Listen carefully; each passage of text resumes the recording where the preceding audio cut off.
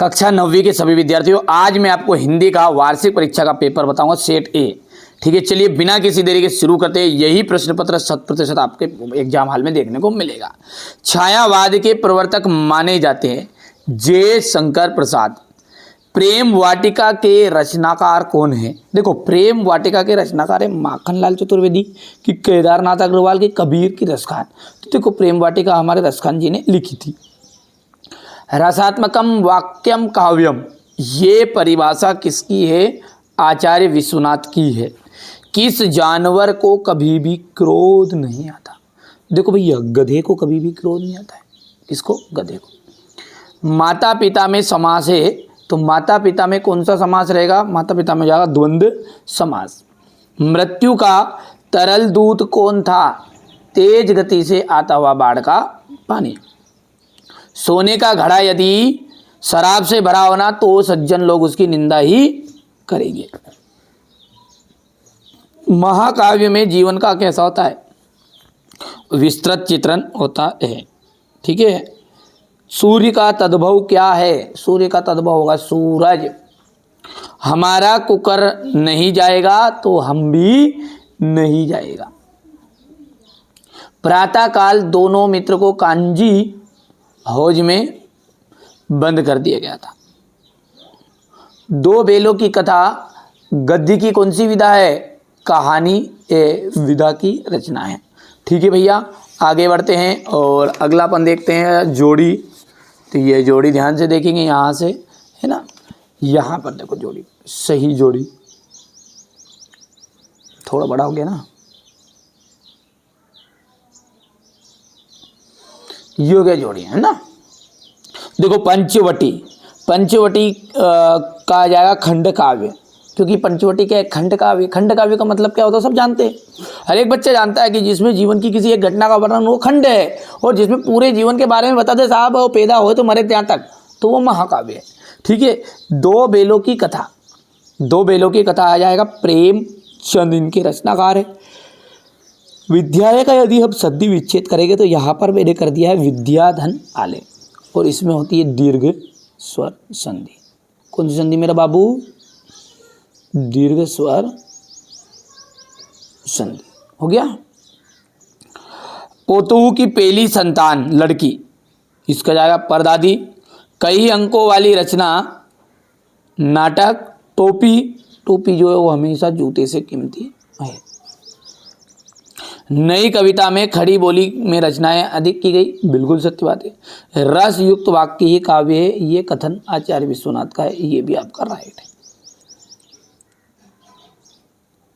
जोहरी जो है वो गया का साला था, बिल्कुल। हिमालय में दीर्घ संधि, चाहे हिमालय हो, चाहे दीर्घालय हो, या फिर विद्यालय हो, चाहे पुस्तकालय हो, इन सब में कौन सी संधि है हमारी? बेटा दीर्घ संधि ही है। पांचवे की बात करें तो इसको असत्य बताना है। छठा जो है ना वो आपका असत्य रहेगा। ना खाकर आदमी क्या बनेगा? प्राणी क्या बनेगा बेटा? अहंकारी। नायक के वहत जीवन का चित्रण किस काव्य में होता है? महाकाव्य में। सांड को देखते ही कौन भयभीत हो गया था? हीरा और मोती। पंचामृत में कौन सा समास है? पंचामृत में दिगु समास। हो गया। जर्नल मिथेया जर्नल थीमेया का चित्र किसने मंगवाया था?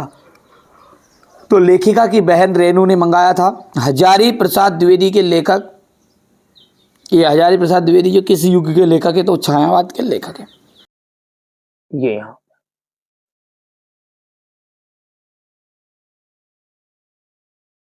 हो गया इतना।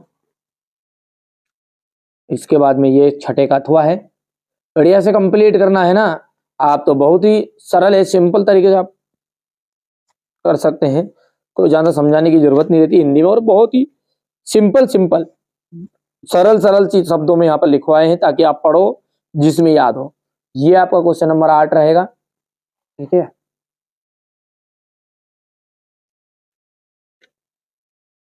ये क्वेश्चन नंबर 8 का अथवा रहेगा, ये अथवा वाला है ना।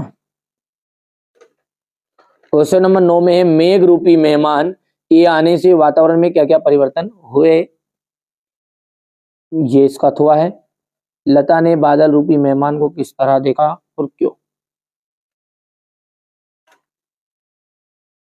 पाठ्य मुक्तक और गेय मुक्तक में अंतर, यहां से यहां तक हो जाएगा ये। वीर रस की परिभाषा देते हुए एक उदाहरण देना है इसका, ठीक है, ये उदाहरण है।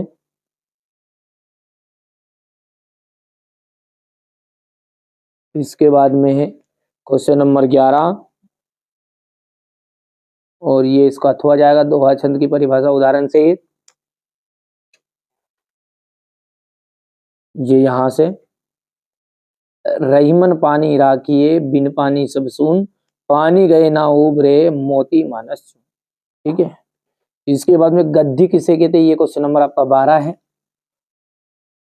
मैंने यहाँ पर है ना कम से कम आपको शब्दों में लिखवाया है ताकि आपको नंबर भी अच्छा है और फालतू की चीजों से आप बचे रहे, है ना, ताकि आप परीक्षा देने जब जाओ परीक्षा हाल में तो बिल्कुल वही चीजें आपको देखने को मिली।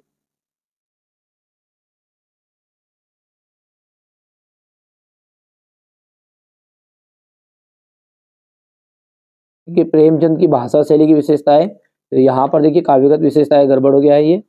यहाँ पर अपने को क्या लिखना है, इनकी विशेषताएं निम्नलिखित है। ठीक है, भाषा,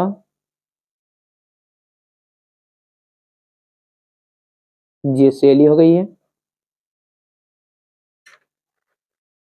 ये आपका महादेव वर्मा की 2 गद्य रचनाओं के नाम लिखे, अद्वितीय चलचित्र, स्मृति की रेखाएं। ठीक है, क्वेश्चन नंबर 14 देख लीजिएगा यहां से, इसके अथवा में है ये।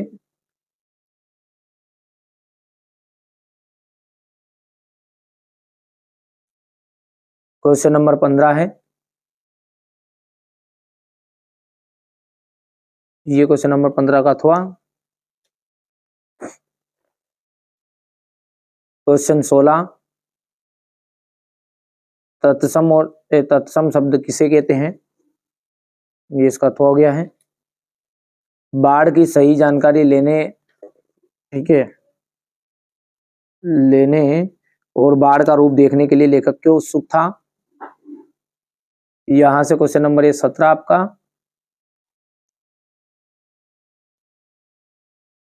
ठीक है, अब ये क्वेश्चन नंबर 18 जो है ना, देखिए ध्यान से यहाँ पर, ये इनको मैं सेपरेट वीडियो में आपको सॉल्यूशन भी करा के बताऊंगा अलग से, चाचा नंबर वाले ना।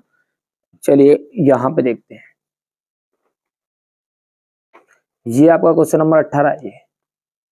प्रेमी ढूंढट में फिरो प्रेमी न मिलियो कोई, प्रेमी को प्रेमी मिले सब विषय अमृत होई। ये आपका काव्यांश रहेगा ऐसे ही। ठीक है, यहाँ से ये क्वेश्चन नंबर 19 है ना।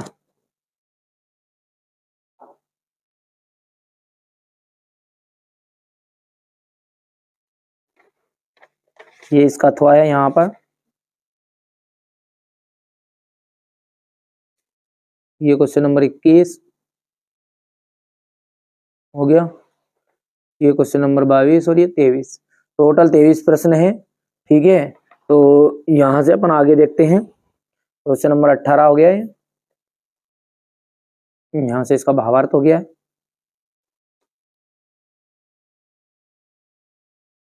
ये अथवा,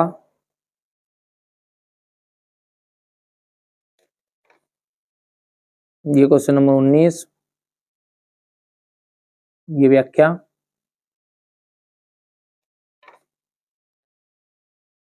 ये इसका अथवा, ये व्याख्या हो गई है। Question number 20,